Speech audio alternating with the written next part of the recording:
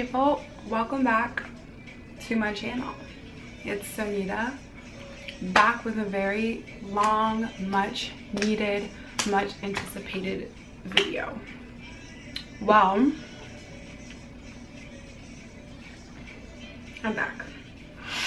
I'm sorry. I've been gone for a very long time.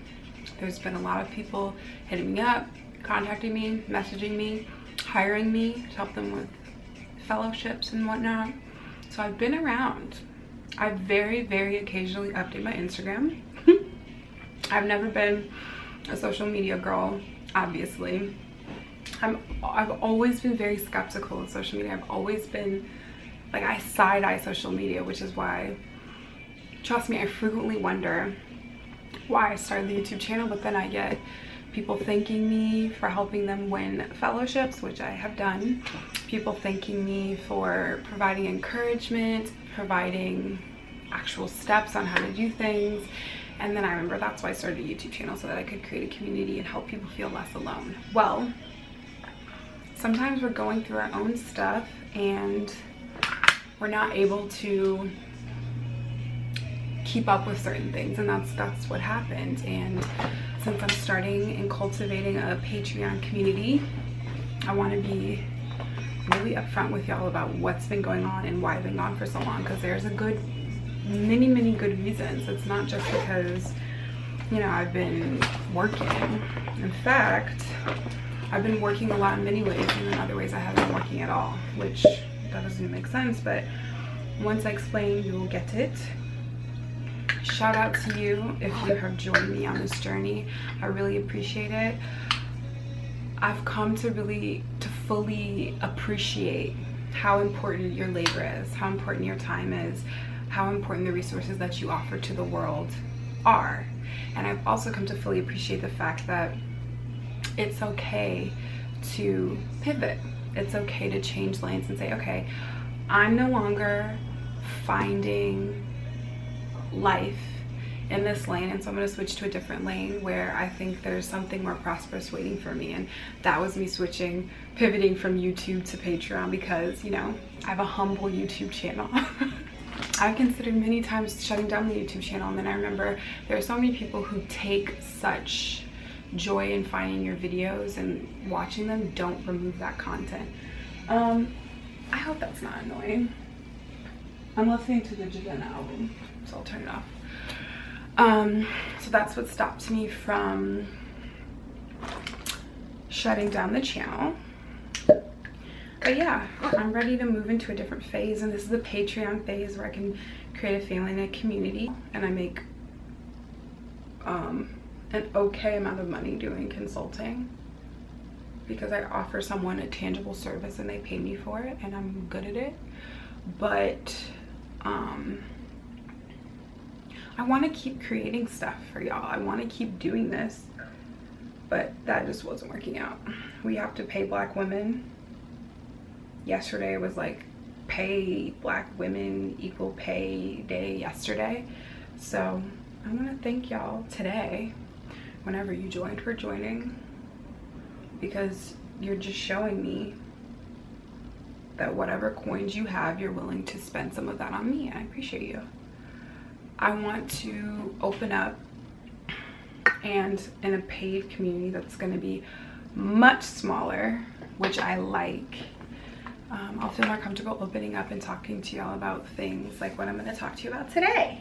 So now that we're 5 minutes in, I'll just say I just showered.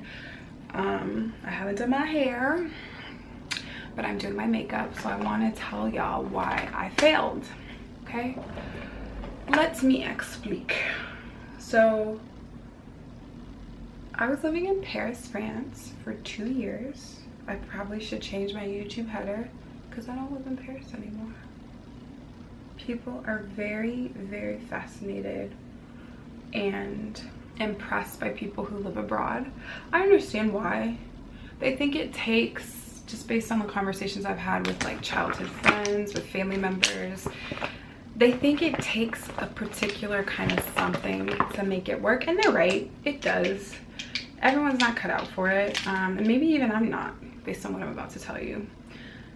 But yeah, I was living in France for 2 years. I was doing research. I was blessed to have funding. I was blessed to secure the grant. I won a Fulbright US student grant, and they paid for me to live in Paris for the first year. And then my school funded the second year that I lived in Paris. So I was living there and trying to like create a life or something while doing my research. Well, I have some amazing and beautiful experiences while I was in Paris, but I also had some challenges that ultimately made me realize that I needed to leave and come home, because I was considering staying and just finding a lane and figuring it out, but I had to leave. So the first thing is failing. How did I fail? Well, if y'all watched my video from January where I was like optimistic, my edges were laid, I look happy, even though the weather in Paris was horrible, because the weather in Paris was usually really rainy and ugly and sad. In that video, I had just come back from being in the US for the holidays. I got to be with my family and my friends. It was really good for me spiritually. Community is so important. It's something that when you lose it, you realize how deeply life-giving it is. And I lost mine.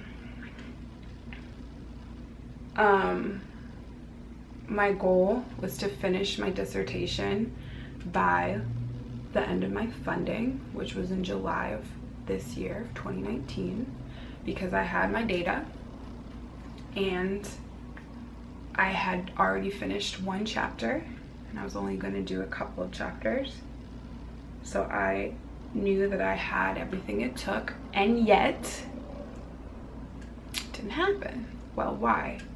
Well, at the end of January, my body began to break down. I began having autoimmune symptoms, like nuts, like crazy. Let me give you an example. I began routinely having migraine headaches. I've never been one to get headaches. I've never been a person who that was something that even periodically happened. I only would get headaches for specific reasons, like a sinus headache, or if my head was too tight, you know, when you get your hair braided, sometimes they're braiding it too tight, but it was totally out of the norm for me, and it freaked me out. So I started getting headaches all the time. What else happened? My skin started going crazy. I was getting light patches in my skin, which freaked me out because I thought that I was developing vitiligo, because as we know in the Black community, it's not, let me tell you something. When you start developing something that disables you in whatever way, be it if you're tired all the time, if you have headaches, if you're depressed in general, you begin wondering if the people around you are going through the same thing. So after I discovered that I had light patches in my body, I started noticing people who had vitiligo or hypopigmentation everywhere. Okay, so there's a lot of people with brown skin who have it. If you have very fair skin, it's a lot harder to tell. So that started happening. That freaked me out. I developed a knee issue. I mean, y'all, the list is so long. This is wild, but I want to tell it because I know there are people out there who are suffering in silence, afraid to tell people, and feel ashamed. And I'm not gonna lie, I definitely felt a lot of shame around what was happening with my body, because our identity of ourselves, what we're capable of and who we are, is so fundamentally connected to our ability to do things or to show up in the world in a certain way. So after I started getting knee pain, I wasn't able to run anymore. Running has always been my way of doing cardio. I don't like the frickin', what is the machine called that people do instead of running? I don't like that. I've never liked it. It never felt like enough. I want to run. I love running a 5K at the gym. Like that was what I would do for cardio. I wasn't able to run anymore. And not only that, but every single day, or almost every single day, I was waking up with knee pain. I wasn't able to just mosey around Paris the way that I was before. So waking up and you have pain in your body, all of a sudden things that were easy become hard. Going up and down the metro stairs became a challenge. Having to go really fast because you don't want to miss the train became a challenge. Like, it opens your mind. It creates empathy in a different way because you're able to experience something like, wow, metros and public spaces, they do not provide the access that they should to people who have mobility issues, period. Okay, that's the one thing that I came away with. Ooh, child, I look crazy. So that happened. What else was, y'all, that's not even it. I have a list, child. My vision went blurry. All of a sudden, my glasses just weren't helping me with my vision. Things were blurry. Same with the contacts, because it's essentially the same prescription, maybe it's a little different. So my vision wasn't working very well. Oh yeah, and then my body parts would randomly go numb. Sounds sick, huh? All of that started happening in February, all of it. I literally thought I was gonna die, or I thought pretty quickly, oh, you have an autoimmune disease, because all of those symptoms are things that if you Google them, it'll come up with lupus, it'll come up with fibromyalgia, it'll come up with multiple sclerosis, it'll come up with rheumatoid arthritis. I mean, these autoimmune disorders are all clustered around these unexplained issues with your body where internally things are not working. It was very, very, very stressful. Particularly because I'm in an environment where I speak French, certainly, but I don't feel confident enough in my French to explain all these illnesses and issues. And please believe I was going to the doctor, and please believe I oftentimes felt frustrated, overlooked, disrespected. Some doctors disrespected me to my face, telling me that they thought I was not taking my issues seriously because I wasn't coming in to see them as soon as I should have, as opposed to, maybe I don't want to leave my apartment because my knee is in pain. Maybe I don't want to leave my apartment because I want to lay in bed because I'm so overwhelmed and stressed and I'm not working and I'm behind on my deadline and I have to do this. I mean, y'all, it was overwhelming. It was overwhelming. It was really hard. So simultaneously to that, I began organizing. Ooh, it's about to die, huh? Okay. So I was also organizing the Fulbright Noire conference. If you know what Fulbright Noire is, it is a social media platform created by myself and 3 other brilliant, amazing Black women who are also Fulbright Grant alumni. We found each other, we came together. We're all different elements of the zodiac, and we wanted to get funding to plan this conference, and we hosted it in May, and it was dope and it was amazing, and the women all knew what I was going through, and they were super supportive and wonderful. They were incredible, and I'm very grateful for them. So that was happening simultaneously to this, and I was supposed to be finishing my dissertation. How are you going to finish a dissertation when your vision is blurry and it's hard for you to read and you have migraine headaches and you're exhausted all of the time? Huh? I'd love to know. I couldn't figure it out. So the long story short is I seriously considered coming back to the United States early and coming back in March so I could get the medical care that I need and be surrounded by my friends and family, because I didn't have a community. I definitely had friends, but I didn't have people who knew me, who loved me, who I deeply trusted and felt that I could talk to about everything, and who could be there to support me and take care of me. So I seriously considered coming back early. But around March, or maybe April, I started to think it would be better to just finish out my lease, because I had a lease in Paris in my apartment, and come home then, and if I could survive. If God wanted me here, then I would survive and I'd be able to get help then. So that was kind of what I did. I did the thing where you just write it out and you pray. I began taking my self-care even more seriously. I spoke to my advisor, and she's amazing. If you don't know, Dorothy Roberts is amazing. She's a heroine. She's so supportive. She understood everything. She told me, focus on your health, put your studies on hold. If you need to find funding, you can find funding for another year and finish then, but don't push yourself if you are unable to work. So I focused heavily on self-care, heavily on meditation. I was meditating twice a day. I began writing every day. I just tried to bring some ease into my life. And I was also planning the conference as well. So all of that was happening simultaneously. I had people come and visit me, which was really nice in Paris. I went on a couple Fulbright funded trips about like diversity and stuff.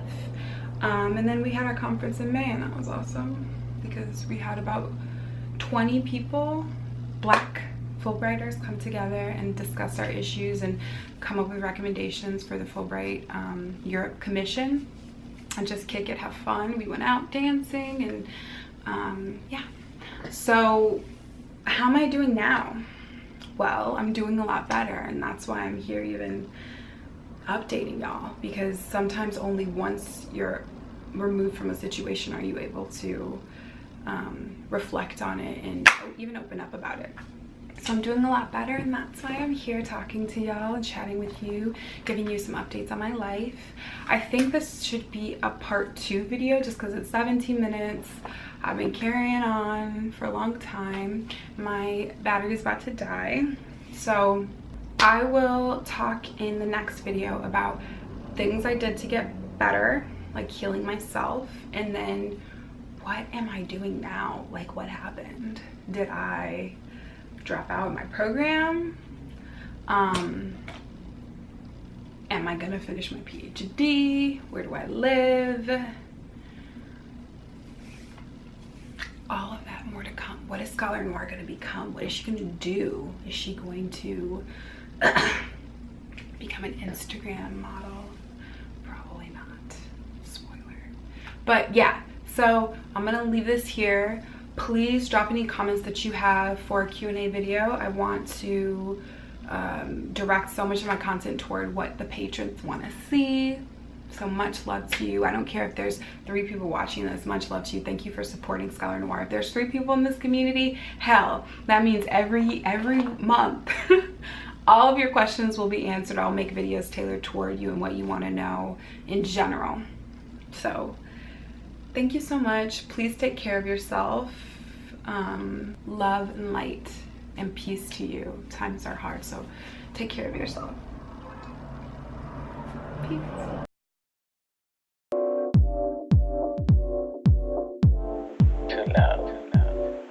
Love is a condition so powerful. It may be that which holds the stars in the firmament. That's what I feel in my heart.